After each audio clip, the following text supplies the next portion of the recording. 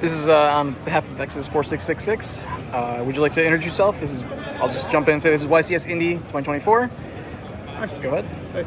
Hi everyone, my name is Joel White here, better known as Ojama White. Some people also know me as Bootios.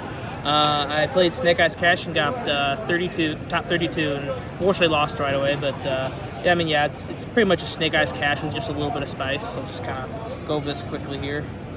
I got my 3 Ash, my 2 Pop, my that, my Flamberge, my other bricks. These cards all suck. 1, 2, 3, that.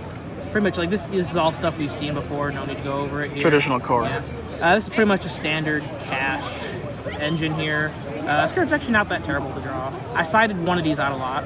So I've seen that some people do run a little bit deeper of a Kash engine. Do you prefer the smaller package that you currently have, or would you have changed anything about that? I just like it because really you can only ever use one Kash, or like you only really ever want to have one on board. Okay. Like Fender for going second, Unicorn for going first. And like if you see, really as long as you see something that's not 2 planets specifically, there's a way you can typically make some sort of play work. Sometimes you can even just pitch one and revive it with the birth.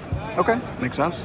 And then for the non-engine, the spicy, I guess, part is most people are on like a ton of hand traps. I just ran 9. This is like the best. This is like the second best non-engine in my deck. Valor just nullifies the whole board. This is good against really everything that's not Snake Eyes. It's probably a card you have to play, but I side this out going against Snake Eyes a lot. Yeah. Best card in the deck by a landslide.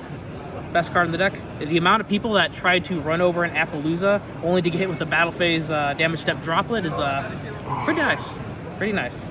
I like it. 2 talents. So these cards I knew before what deck I was playing. These cards were going to be in my deck somewhere. I like 2 of this specifically because like these you can draw in multiples and it's not terrible. This is like the worst card to see in a multiple when you don't use it.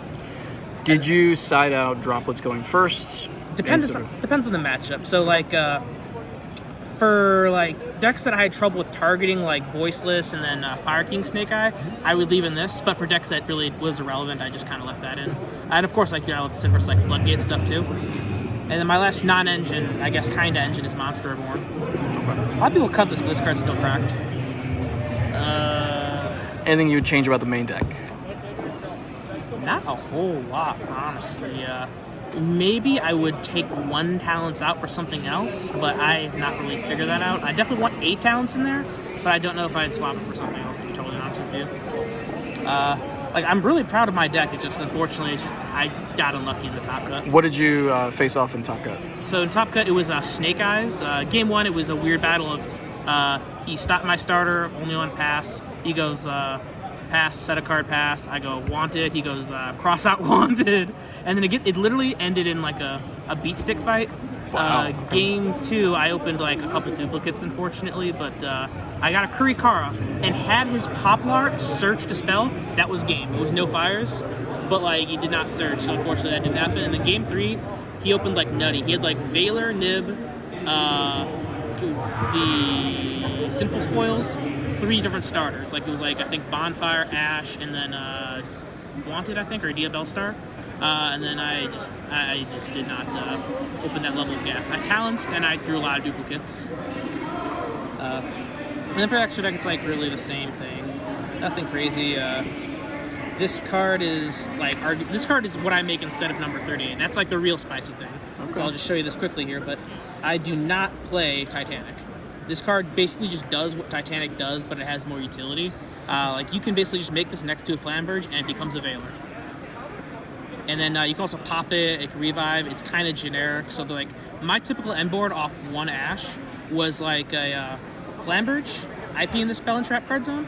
And then I would turn, because my Snake Eyes was just kind of sitting there, yeah. I would turn this and then the Spare Baby into Hit Knight. Then I would turn those into the Spellcaster. Celine. And then you turn that into a 2 Material Apo. So your board's just pretty much 2 Material Apo, Flamberge, Graveyard Pop Guy, and then your field spell with, you have like your choice of which baby you want. I usually do Ash. Yeah.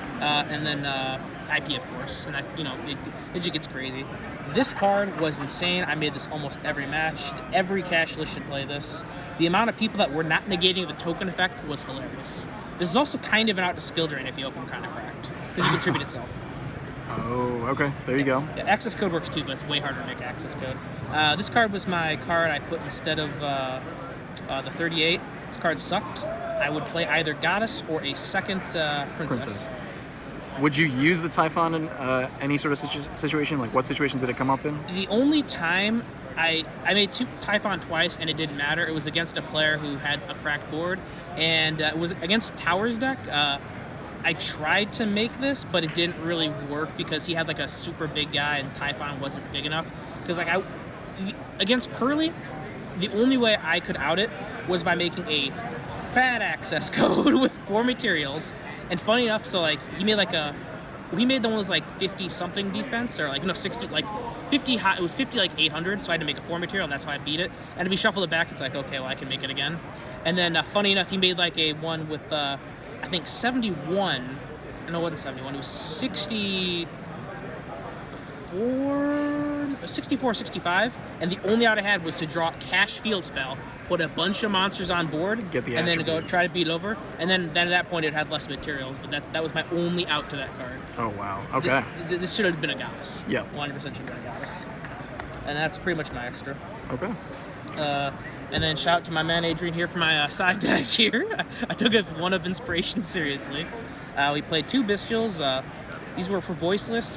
Turns out they're not that good anymore against Voiceless. Other than that, I mean, they're all right. They're Bestials. Okay. Also, I put them in there because I was a little afraid of the branded lock, so I had like Big this gimmick drop with it. it. Yeah. Okay. And this is like really one of the answers to that. This is arguably the best side card. This card's insane. It won me so many games. Almost won me that last one if you searched off Poplar. But this card's insane. I didn't get too much time to test this, so I just played 2, but this card's insane. You should probably play 3 of that, honestly. But it worked with my side patterns.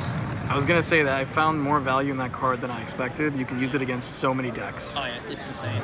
It's like, I'll show you what I sided in versus kind of like the other decks and then the like Tempai and all that. Sure.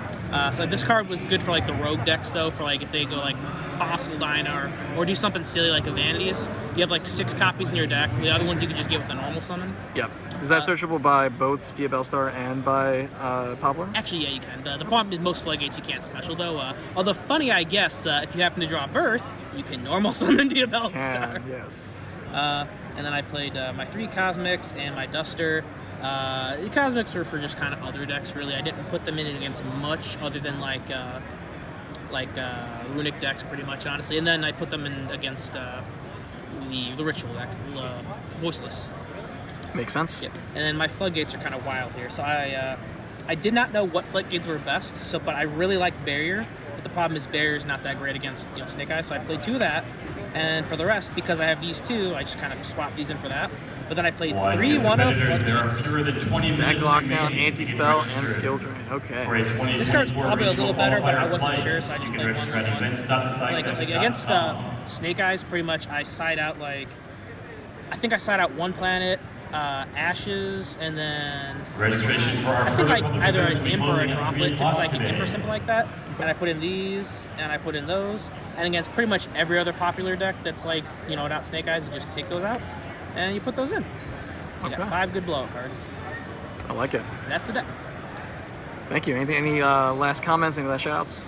I guess shout out to the 2 best locals, TGS in Tinley Park in Illinois, and my favorite hole in the wall, Dragon's Lair in Portage, Indiana. Well, thanks again. Appreciate it.